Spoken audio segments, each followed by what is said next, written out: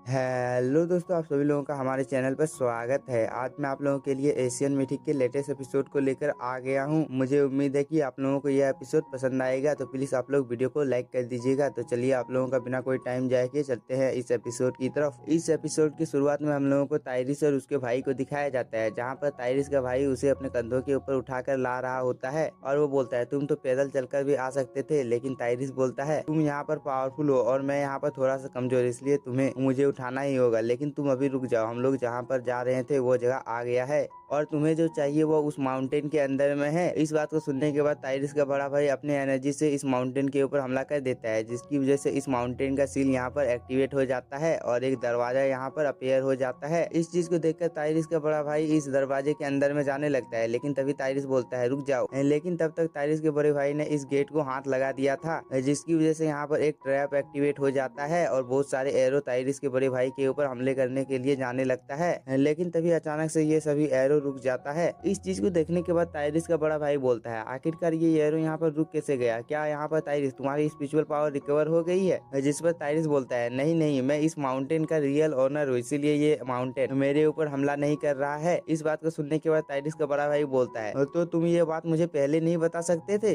तुम्हारी वजह से आज मेरी जान जाते जाते बची। इसके बाद ताइरिस का भाई इस दरवाजे के पास चला जाता है और वो बोलता है बिना कोई टाइम जाके इस दरवाजे को खोलो। जिस पर ताइरिस बोलता है इसमें थोड़ा सा टाइम लगेगा और वो ये बोलने के बाद अपने हाथों में यहाँ पर कुछ करने लगता है। इस चीज को देखकर यहाँ पर ताइरिस का बड़ा भाई बोलता है जब मैं छोटा था तब मैं सोचता था कि तुम बहुत ही ज्यादा होशियार थे, लेकिन तुम्हें आज देखने के बाद मुझे पता चल रहा है कि तुम एक बहुत ही बड़े जीनियस हो। इस बात को सुनने के बाद ताइरिस बोलता है चलो तब इस दरवाजे को खोलने का टाइम आ गया है और वो ये बोलकर एक लड़की को बाहर आने के लिए बोलता है। इस पर एक लड़की भी यहाँ पर आ जाती है। इस चीज को देखकर ताइरिस का बड़ा भाई बोलता है तो तुमने पहले ही इस चीज के बारे में सोच लिया था कि तुम यहाँ पर क्या करने वाले हो? इस बात को सुनने के बाद ताइरिस बोलता है यह एक सीक्रेट था। और ताइरिस बोलता है जो अंतरिम टावर बचा है इसमें से हम लोगों को एक स्थान को लेना ही होगा। इस बात को सुनने के बाद यह लड़की बोलती है चापलूसी करना बंद करो, नहीं तो मैं तुम्हें ये चाबी नहीं दूंगी। इस बात को सुनने के बाद ताइरिस बोलता है तो ठीक है, हम लोगों को इस गुफा के अंदर में जितने भी ट्रेजर मिलेंगे उन सभी में से तुम 100 ट्रेजर को चुन सकती हो। इस बात को सुनने के बाद ये लड़की बहुत ही ज्यादा खुश हो जाती है और वो बोलती है तो ठीक है, हम लोगों के बीच में एक डील हो गई है। और वो ये बोलकर इस चाबी को ताइरिस को दे देती है। इस चाबी के मिल जाने की वजह से ताइरिस भी बिना कोई टाइम जाए किए इस गेट में इसको फिट कर देता है और कुछ ही देर में यह गेट भी यहाँ पर खुल जाता है। इस चीज को देखने के बाद ये सभी लोग इस दरवाजे के अंदर में चले जाते हैं, लेकिन तभी हम लोगों को एक आदमी को दिखाया जाता है जो कि इस जगह पर आ जाता है और वो इन लोगों के ऊपर ही नजर रख रहा था। लेकिन तभी ये आदमी यहाँ से चला जाता है और हम लोगों को इस गुफा के अंदर का सीन दिखाया जाता है, जहाँ पर एक महल के जैसा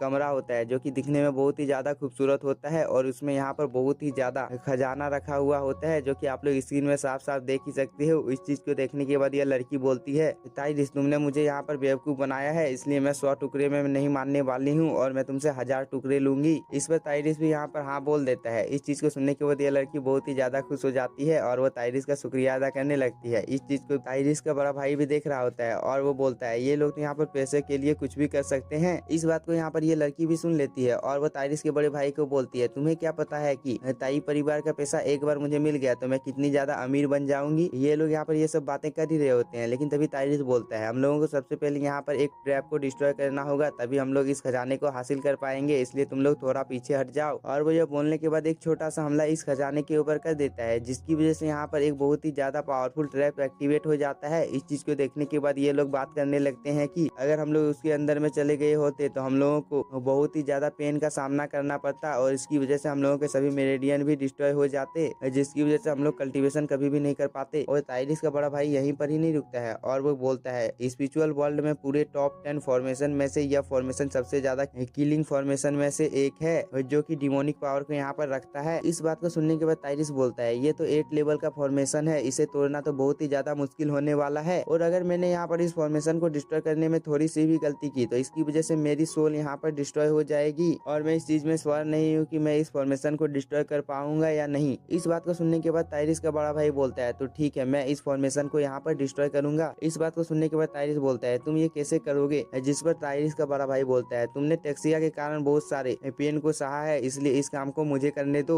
ये दोनों यहाँ पर ये सब बातें कर ही रहे होते हैं, लेकिन तभी ये लड़की अचानक से ताइरिस को इस फॉर्मेशन के अंदर में फेंक देती है और वो बोलती है यहाँ पर ये आदमी बहुत ही ज्यादा मौत से डरता है, लेकिन मुझे पता है कि जब भी ताइरिस के ऊपर उसके जान का खतरा आता है तब वो उसके सामने चाहे कितनी भी बड़ी मुसीबत क्यों ना हो ताइरिस उसे सॉल्व कर लेता है। इस चीज को देख के ताइरिस का बड़ा भाई बहुत ही ज्यादा शॉक हो जाता है, लेकिन तभी हम लोगों को ताइरिस को दिखाया जाता है जो कि इस लड़की को बोलता है तुमने यहाँ पर बिल्कुल सही गैस किया, और वो यह बोलकर अपने फैन की पावर को एक्टिवेट कर देता है, जिसकी वजह से ताइरिस के फैन से बहुत ही ज्यादा स्पिरिचुअल एनर्जी निकलने लगती है और वो धीरे धीरे कर इस फॉर्मेशन को डिस्ट्रॉय करने लगती है। इस चीज को दूर से ये दोनों भी देख रहे होते हैं और वो दोनों बहुत ही ज्यादा शॉक होते हैं, लेकिन तभी हम लोगों को ताइरिस को दिखाया जाता है जो कि अपनी फैन की पावर को और भी ज्यादा बढ़ा देता है, जिसकी वजह से फाइनली ये फॉर्मेशन यहाँ पर डिस्ट्रॉय हो जाता है। और इसी के साथ हम लोगों का ये एपिसोड हो जाता है खत्म। अगर वीडियो पसंद आई होगी तो चैनल को सब्सक्राइब कीजिए और वीडियो को लाइक, और इसका नेक्स्ट पार्ट भी कुछ ही देर में अपलोड कर दिया जाएगा। Thank you for watching.